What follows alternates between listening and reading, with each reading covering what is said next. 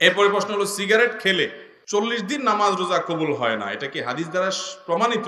ধূমপানকারীর মুখ থেকে যে দুর্গন্ধ হয়, ধূমপানকারী নিজে যারা আছেন, আমি মাঝে মধ্যে বলি ভাই, নর্দমার কাছে, ড্রেনের কাছে গিয়ে একটু ড্রেনের গন্ধটা শুকে, এরপর নিজের মুখের গন্ধটা শুকে দেখেন যে ওইটার চাইতে আপনার মুখের গন্ধ মারাত্মক।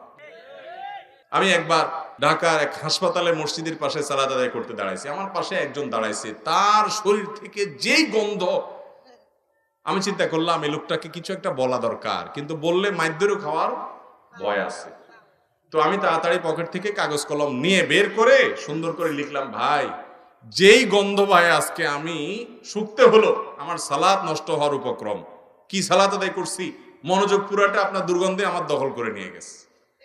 তো আল্লাহর রাস্তায় আল্লাহকে ভয় করেন, এটা আর করেন না। এটা লিখে কাগজটা আমি সাইডে রেখে, সে সালাতের মধ্যে আছে এই অবস্থা, আমি তার সামনে রেখে আইজুদ্দোর কাইলো দৌড়।